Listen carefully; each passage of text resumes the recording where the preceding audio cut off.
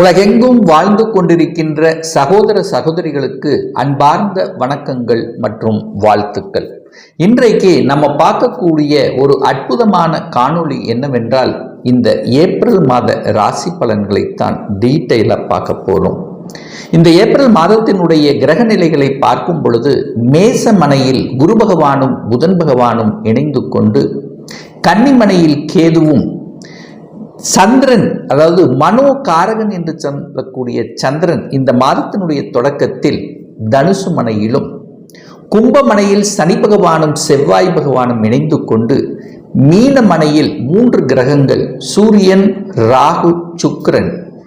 இந்த மாதத்தினுடைய பெயர்ச்சிகளை பார்க்கும்போது, கிரக பெயர்ச்சிகளை பார்க்கும் பொழுது, இந்த 10ஆம் தேதி ஏப்ரல் 10ஆம் தேதி புதன் பகவான் மீனமனைக்கு வக்ரமாக வருகிறார். ஏப்ரல் 13ஆம் தேதி சூரிய பகவானுடைய பெயர்ச்சியானது மேசமனைக்கும், ஏப்ரல் மாதம் 23ஆம் தேதி செவ்வாய் பகவான் கும்பமனையிலிருந்து மீனமனைக்கு பெயர்ச்சியாகிறார். அதே போல இந்த ஏப்ரல் மாதம் 24ஆம் தேதி என்று சுக்கிர பகவான் மீனத்திலிருந்து மேசமனைக்கு பெயர்ச்சி ஆகிறது. ஸோ இந்த கிரக அமைப்புகளை வைத்துக்கொண்டு என்ன மாதிரியான பலன்கள், சாதகம் என்ன, பாதகம் என்ன, எதை செய்யலாம், எதை செய்யக்கூடாது, என்ன மாதிரியான தெய்வ வழிபாடு உகந்தது என்பதை பற்றித்தான் இந்த பதிவில் நம்ம டீட்டெயிலாக பார்க்க போகிறோம். அதற்கு முன்னால் நம்முடைய சேனலை ஃபர்ஸ்ட் டைம் நீங்கள் பார்ப்பவர்கள் என்றால் மறக்காம சப்ஸ்கிரைப் பண்ணிக்கிங்க. துலாம் ராசி அன்பர்களே, சுக்கிர பகவானை ஆட்சி வீடாகவும், சனி பகவானை உச்ச வீடாகவும், சூரிய பகவானை நீசமாக கொண்ட இந்த துலாம் ராசி அன்பர்களுக்கு இந்த ஏப்ரல் மாதம் எப்படி இருக்கும் அப்படின்னு பார்க்கும் பொழுது, உங்களுடைய ராசி அதிபதி என்று சொல்லக்கூடிய சுக்கிர பகவான் உச்ச பலத்துடன் இருக்கக்கூடிய ஒரு அற்புதமான ஒரு மாதம்.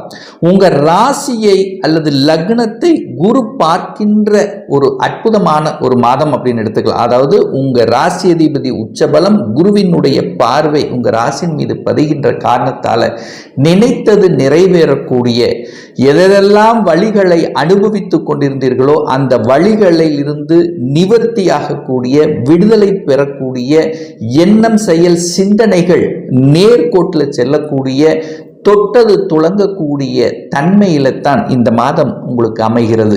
அப்போ உங்க ராசிநாதனோடு யார் இருக்காருன்னா 11ஆம் அதிபதி என்று சொல்லக்கூடிய அந்த சூரியனோட இணைவு பெறுகிறது. அப்போ உங்க லக்னம் ராசி என்று சொல்லக்கூடிய சுக்கிரனோடு சூரியன் இணைவு பெறுகின்ற இந்த காலகட்டத்தில் எண்ணிய நிகழ்வுகள் நடக்கக்கூடிய, இதுவரைக்கு எந்தெந்த பிரச்சனைகளில் தொந்தரவாக இருந்து கொண்டிருந்ததோ அதிலிருந்து விலகக்கூடிய ஒரு நல்ல மாதமாக அமைகிறது. தனாதிபதி, குடும்பாதிபதி, வாக்கு ஸ்தானத்தின் அதிபதியாக இருக்கக்கூடிய செவ்வாய் பகவான் சனியோட சேர்ந்திருக்கார். அப்போ இந்த துலாம் ராசி அன்பர்களுக்கு யோகத்தை தரக்கூடிய, அது ராஜ யோகத்தை தரக்கூடிய ஒரு கிரகம் அப்படின்னா அது சனி பகவானை சொல்லணும். அந்த சனி பகவானோடு செவ்வாய் இணைவு பெற்றிருக்கிறதுனால நிச்சயமா தனம் சார்ந்த விஷயத்தில் ஏற்றத்தை தரக்கூடிய ஒரு நல்ல நிகழ்வு தான் இந்த மாதம் உங்களுக்கு இருக்க போகிறது. குடும்பம் சார்ந்த விஷயத்தில் இருந்து வந்த பிரச்சனைகள் படிப்படியாக விலகக்கூடிய தன்மை, இதுவரைக்கு தன்னுடைய வாக்கு, சொல்வாக்கு, அதாவது என்னுடைய பேச்சை யாரும் கேட்கல, ஏன் நம்ம குடும்ப உறுப்பினர் கூட கேட்கல இருந்தவர்களுக்கெல்லாம் இப்போ உங்க பேச்சை கேட்கக்கூடிய தன்மை சிறப்பாக இருக்கு அப்படின்னு சொல்லணும். 3ஆம் அதிபதியாக இருக்கக்கூடிய குரு பகவான் 7ஆம் இடத்தில் அமர்ந்து கொண்டு தனது 9ஆம் பார்வையாக 3ஆம் இடத்தை பார்க்கிறார். அதாவது தன் வீட்டை தானே பார்க்கக்கூடிய இந்த நிகழ்வு இருக்கின்ற காரணத்தால நிச்சயமாக நீங்கள் என்ன நினைக்கிறீர்களோ, என 3ஆம் இடம் என்பது மனதை குறிக்கும் அல்லவா, அப்ப மனம் தெம்பாக இருக்கக்கூடிய தன்மை. 3ஆம் இடம் என்பது தைரிய வீரியத்தை கொடுக்கக்கூடிய இடம் அல்லவா, தைரியமாக வீரியமாக எதையும் செய்யலாம், எதையும் சாதிக்கலாம் என்கின்ற உத்வேகத்துடன் செயல்படக்கூடிய ஒரு நல்ல மாதமாக அமைய போகிறது. அப்போ அந்த 3ஆம் இடம் என்பது என்ன அப்படின்னா, இந்த இசை சம்பந்தப்பட்ட துறையில் இருக்கின்றவர்களுக்கு நிச்சயமாக இந்த மாதம் புதிய ஒப்பந்தங்கள் கிடைக்கக்கூடிய தன்மையை உருவாக்கும். அதே சமயத்தில் அரசு சார்ந்த ரீதியில் அரசு சம்பந்தப்பட்ட விஷயத்தில் அனுகூலத்தை தரக்கூடிய அமைப்பு. எந்தெந்த அரசு காரியங்களில் தடைபட்டு கொண்டிருந்ததோ அந்த காரியங்கள் எல்லாம் இந்த மாதம் முடிந்துவிடும், தடைகள் நிவர்த்தியாகக்கூடிய தன்மை, அரசு சார்ந்த விஷயத்தில் புதிய ஒப்பந்தம் கிடைக்கக்கூடிய தன்மை உருவாக்கும். ஏன்னா இந்த மாதம் 13ஆம் தேதிக்கு அப்புறம், இந்த ஏப்ரல் 13ஆம் தேதிக்கு அப்புறம் பார்த்தீங்கன்னா சூரிய பகவான் உச்ச பலம் அடைய போகிறார். அதாவது லாபஸ்தானத்தின் அதிபதியாக இருக்கக்கூடிய அந்த சூரியன் உச்ச பலம் அமர்ந்து கொண்டு குருவோடு சேர்ந்திருக்கின்றார். அதாவது 3ஆம் அதிபதியோடு சேர்ந்திருக்கிறதுனால அரசு ஒப்பந்தங்கள் கிடைக்கக்கூடிய தன்மை, அரசினால அனுகூல மேன்மைகள் இருக்கக்கூடிய ஒரு அற்புதமான ஒரு மாதம் அப்படின்னு எடுத்துக்கலாம். அதே சமயத்தில் ரியல் எஸ்டேட் சார்ந்த துறையில் இருக்கக்கூடிய இந்த துலாம் ராசி என்பவர்களுக்கு புதிய எழுச்சியுடன் புதிய ஒப்பந்தங்கள் கிடைக்கக்கூடிய தன்மை, அதிக தனலாபம் ஈட்டக்கூடிய தன்மை, புதிய ஸ்ட்ராட்டஜிக் யுக்திகளை கையாளக்கூடிய தன்மையும் இந்த காலகட்டம் சிறப்பாக இருக்கிறது. 4ஆம் அதிபதியாக இருக்கக்கூடிய சனி பகவான் தனக்கு 2ஆம் இடத்தில் இருக்கார். அப்போ சுகஸ்தானத்தை வலுப்பெருக்கக்கூடிய ஒரு நல்ல மாதமாக அமைகிறது. தாய் சம்பந்தப்பட்ட தாய் வர்க்கம் ரீதியாக இருந்து வந்த பிரச்சனைகள் விலகும். தாயினுடைய சொத்துக்கள் ஒரு சிலருக்கு கிடைக்கக்கூடிய தன்மை, தாயை விட்டு பிரிந்தவர்கள் எல்லாம் ஒன்று சேரக்கூடிய தன்மை, தொழிலில் மாற்றம், உத்தியோகத்தில் மாற்றம், இந்த மாதிரி அனைத்து விதமான மாற்றங்களும் உங்களுக்கு நல்லதாகவே அமையும். 4ஆம் இடம் என்பது விவசாயம் சம்பந்தப்பட்ட விஷயத்தில் இருக்கக்கூடியவர்களுக்கு பார்த்தீங்கன்னா புதிய யுக்தியை கையாண்டு இந்த மாத இறுதியில் ஒரு நல்ல லாபத்தை விளைவிக்கக்கூடிய பொருள்கள் மூலமாக ஒரு நல்ல லாபம் அடையக்கூடிய தன்மை.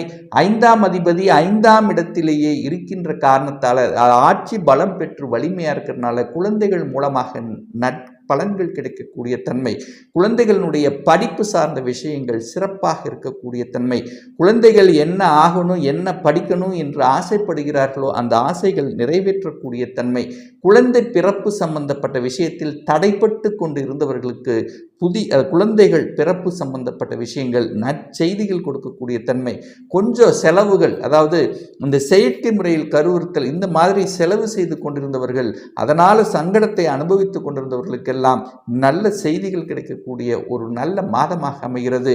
6ஆம் இடம் வலுப்பெறுகின்றதுனால கடனால அனுகூலம், ஆதாயங்கள், ஒரு சிலர் கடன் வாங்கி ஒரு வீடு வண்டி வாகனம் வாங்கக்கூடிய நிகழ்வுகளும் இந்த காலகட்டம் உங்களுக்கு சிறப்பாக இருக்கு.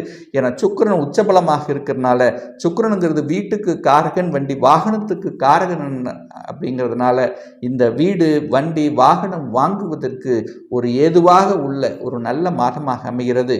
7ஆம் இடத்தில் குரு பகவான் அமர்ந்திருக்கார். அப்போ 7ஆம் இடத்தில் குரு பகவான் அமர்ந்து தனது 5ஆம் பார்வையாக லாபஸ்தானத்தை பார்க்கிறார் அல்லவா. அப்போ மனைவியின் மூலமாக அனுகூலங்கள், ஆதாயங்கள், மனைவி அல்லது கணவன் ஒரு நல்ல செட்டில் ஆகல, வேலை கிடைக்கல, வேலைக்காக அலைந்து திரிந்து கொண்டிருக்கிறான்னா இந்த மாதம் நிச்சயமாக வேலை கிடைக்கக்கூடிய வாய்ப்புகள், சந்தர்ப்பங்கள் மிகுதியாக இருக்கிறது. கூட்டு தொழிலை செய்யணும் அப்படிங்கிற ஒரு எண்ணங்கள் ஒரு சிலருக்கு உருவாக்கும்.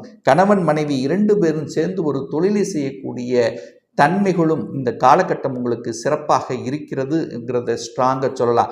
8ஆம் அதிபதியாக இருக்கக்கூடிய சுக்கிரன் தனக்கு 11ஆம் இடத்துல உச்ச பலத்தோட வலிமையாக இருக்கிறதுனால எந்தெந்த வழிகளை அனுபவித்து கொண்டிருந்தீர்களோ, அசிங்கம் அவமானம் போன்ற நிலைகளில் இருந்தவர்களுக்கெல்லாம் அதிலிருந்து விடுதலை பெறக்கூடிய வாய்ப்புகள், ஒரு சிலர் வம்பு வழக்கு சம்பந்தப்பட்ட விஷயத்தில் நிலுவையில் இருந்து சிக்கி அதனால் வருத்தமடைத்து கொண்டிருந்தவர்கள் திடீரென்று அதிலிருந்து வெளிவிடக்கூடிய தன்மை அல்லது நல்ல, அதாவது அந்த வழக்கிலிருந்து விடுதலை பெறக்கூடிய வாய்ப்புகள், சந்தர்ப்பங்கள் சிறப்பாக இருக்கு. 9ஆம் அதிபதியாக இருக்கக்கூடிய அந்த புதன் பகவான் குருவோடு சேர்ந்து இருக்கார். அதுக்கப்புறம் இந்த மாதத்தினுடைய, அதாவது 10ஆம் தேதிக்கு அப்புறம் பார்த்தீங்கன்னா அந்த சுக்கிரன் அதாவது புதன் பகவான் சுக்கிரனோடு சேர்ந்து 6ஆம் இடத்துல வந்து அமர்ந்து நீசமாகி நீச பங்கமாக இருக்கக்கூடிய இந்த காலகட்டத்தில் அதாவது கடனால அனுகூலம், ஆதாயம் பெறக்கூடிய வாய்ப்புகளை இருக்கும். ரொம்ப கடனில் சிக்கி தவித்தவர்கள் கூட கடனை அடைப்பதற்கான சாத்தியக்கூறுகள் உங்களுக்கு தென்படக்கூடிய தன்மைகள், தகப்பன் சார்ந்த விஷயத்தில் இருந்து வந்த பிரச்சனைகள் அல்லது அதிகாரம் சார்ந்த விஷயத்தில் இருந்து வந்த பிரச்சனைகள் எல்லாமே அகலக்கூடிய தன்மை, ஈகோ, இந்த மாதிரி பிரச்சனை இருந்தவர்கள் எல்லாம் அதிலிருந்து விடுபடக்கூடிய தன்மை உருவாக்கும். அப்போ தகப்பனால அனுகூலம் என்ன, தகப்பனால உங்களுக்கு ஒரு வீடு வண்டி வாகனம் இதெல்லாம் வாங்கி கொடுக்கக்கூடிய தன்மை, வெளிநாட்டுக்கு செல்லக்கூடிய யோகங்களும் இந்த காலகட்டம் உங்களுக்கு சிறப்பாக இருக்கு. அப்போ ஒரு வேலையை தேடி அலைந்து கொண்டிருந்தவர்கள், தனது சொந்த ஊர்லேயே கிடைக்கலங்கிறவங்க இப்போ இந்த காலகட்டத்தில் வெளிநாட்டில் வேலை பார்க்கக்கூடிய தன்மைகளும் ஒரு சிலருக்கு உருவாக்கும். 10ஆம் அதிபதியாக இருக்கக்கூடிய சந்திரன் பார்த்தீங்கன்னா 3ஆம் இடமான முயற்சி ஸ்தானத்தில் அமர்ந்து கொண்டு குருவினுடைய பார்வை பெற்றிருக்கக்கூடிய தன்மை. அப்போ வேலையில் பெரிய பிரச்சனை ஒன்றும் ஏற்பட போவது இல்லை. இதுவரைக்கும் உங்களை புரிந்து கொள்ளாதவர்கள் கூட இப்போ உங்களுக்கு புரிந்து கொள்ளக்கூடிய தன்மை, அதாவது எதிரிகளாக இருந்தவர்கள் கூட இப்போ நண்பர்களாக மாறக்கூடிய வாய்ப்புகளும் உங்களுக்கு சிறப்பாக இருக்கு. 11ஆம் அதிபதி வலிமையாக இருக்கக்கூடிய ஒரு நல்ல மாதம் இந்த துலாம் ராசி என்பவர்களுக்கு. அப்போ இந்த மாதத்தினுடைய பிற்பகுதி, அதாவது 13ஆம் தேதிக்கு அப்புறம் பார்த்தீங்கன்னா லாபாதிபதி என்று சொல்லக்கூடிய சூரியன் 17ஆம் இடத்தில் அமர்ந்து கொண்டு உச்சமாக இருக்கக்கூடிய தன்மை, அந்த 11ஆம் இடத்தை குருவினுடைய பார்வை பெற்றிருக்கக்கூடிய தன்மை, அதே சூரியன் உச்ச பலத்தோடு உங்கள் ராசியை பார்க்கிறார். அப்போ அரசியல் மூலமாக அனுகூலங்கள், உயர் பதவி கிடைப்பதற்கான வாய்ப்புகள், லாபமே கிடைக்கலங்கிறவங்க லாபம் கிடைக்கக்கூடிய தன்மைகள், புதிய புதிய யுக்திகளை கையாண்டு அதாவது உங்களுடைய தொழிலில் ஒரு விரிவுபடுத்தக்கூடிய தன்மைகள், அது கடன் கிடைக்கக்கூடிய தன்மைகள், கடனால் அனுகூலம் ஆதாயம் கிடைக்கக்கூடிய தன்மைகள், தொட்டது துளங்கக்கூடிய தன்மைகள், எந்த காரியங்கள் தடைபட்டு கொண்டிருந்ததோ அந்த காரியங்களை எடுத்து வெற்றி பெறக்கூடிய அமைப்பு, எதிரி தொல்லைகள் நீங்கக்கூடிய தன்மை, கடவுளினுடைய அனுகிரகம் என்பது இருக்கிறது. யாத்திரைகள் செல்லக்கூடிய யோகங்கள் உங்களுக்கு இருக்கிறது அப்படின்னு சொல்லலாம். 12ஆம் இடத்தில் கேது அமர்ந்து கொண்டிருக்கின்றார். அப்போ கேதுங்கிறது ஞானக்காரகன் அல்லவா? அப்போ ஞானம் உங்களுக்கு, அதாவது புதன் வீட்டில் கேது இருக்கிறதுனால நல்ல புத்திசாலித்தனம் வெளிப்படுத்தும். இதைத்தான் செய்யணும், இதைத்தான் பண்ணணும் என்கின்ற உறுதித்தன்மையோட சூரியனை போல திடமாக இருந்து ஒளி பொருந்திய தன்மையில் இருக்கக்கூடிய ஒரு நல்ல மாதமாக தென்படுகிறது இந்த துலாம் ராசி அன்பர்களுக்கு. ஒரு நல்ல தெய்வ வழிபாடு அப்படின்னு எடுத்துக்கொண்டால் ஒவ்வொரு வெள்ளிக்கிழமை என்று அம்மன், உங்களுக்கு பிடித்த அம்மனை சென்று வழிபடுவதும், அமாவாசை என்று குலதெய்வத்துக்கு சென்று விடுவதும் உங்களுக்கு அனைத்து விதத்திலும் நன்மைகளை ஏற்படுத்தி கொடுக்கும்.